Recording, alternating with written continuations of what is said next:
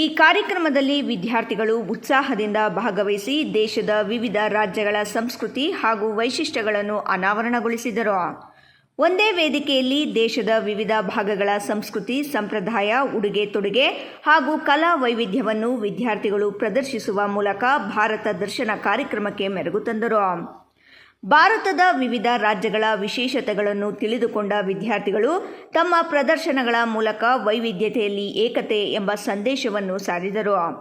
ವಿದ್ಯಾರ್ಥಿಗಳಿಗೆ ಕೇವಲ ಪಠ್ಯಪುಸ್ತಕದ ಜ್ಞಾನವಷ್ಟೇ ಅಲ್ಲದೆ ನಮ್ಮ ದೇಶದ ಸಂಸ್ಕೃತಿ, ಪರಂಪರೆ ಮತ್ತು ವೈವಿಧ್ಯತೆಯ ಅರಿವು ಮೂಡಿಸುವುದು ಕಾರ್ಯಕ್ರಮದ ಮುಖ್ಯ ಉದ್ದೇಶವಾಗಿದೆ ಎಂದು ಶಾಲಾ ಸಂಸ್ಥೆಯ ಶಿಕ್ಷಕರು ತಿಳಿಸಿದರು. ಒಟ್ಟಿನಲ್ಲಿ ವಿದ್ಯಾರ್ಥಿಗಳಲ್ಲಿ ದೇಶಪ್ರೇಮ, ಏಕತೆ ಮತ್ತು ಸಾಂಸ್ಕೃತಿಕ ಅರಿವು ಮೂಡಿಸುವಲ್ಲಿ ಭಾರತ ದರ್ಶನ ಕಾರ್ಯಕ್ರಮ ಯಶಸ್ವಿಯಾಯಿತು. ಎಲ್ಲರಿಗೂ ನಮಸ್ಕಾರ. ನನ್ನ ಹೆಸರು ಶೈಲಜಾ ವೆಂಕಟೇಶ್ ಅಂತ. ನಮ್ಮ ಶಾಲೆ ಪೂರ್ಣಪ್ರಜ್ಞಾ ವಿದ್ಯಾಸಂಸ್ಥೆ.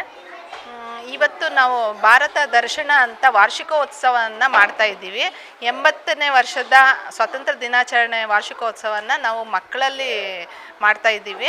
ಇವತ್ತು ಮಾಡಿರೋ ಪ್ರೋಗ್ರಾಮ್ ಏನಂತಂದರೆ, ಮೊದಲನೇದಾಗಿ ಹಳ್ಳಿಯಿಂದ ಸ್ಟಾರ್ಟ್ ಮಾಡಿದ್ದೀವಿ. ಹಳ್ಳಿಯಲ್ಲಿ ನಮ್ಮ ಭಾರತದ ಸಂಸ್ಕೃತ ಏನೇನು ಕಲೆ ಅಡಗಿದೆ ಅಂತ, ಭಾರತದಲ್ಲಿ ಪರಂಪರೆಯ ಪಯಣ ಏನಿದೆ ಅಂತಂದರೆ ಸಂಸ್ಕೃತಿ ಮತ್ತು ಯೋಗ, ಈಗ ಮೊದಲು ಏನೇನು ಚಟುವಟಿಕೆಗಳಿತ್ತು ಅದನ್ನೆಲ್ಲನೂ ಮಕ್ಕಳಲ್ಲಿ ಇವತ್ತು ನಾವು ಮಾಡಲಿಕ್ಕೆ ಪ್ರೇರೇಪಿಸಿದ್ದೀವಿ.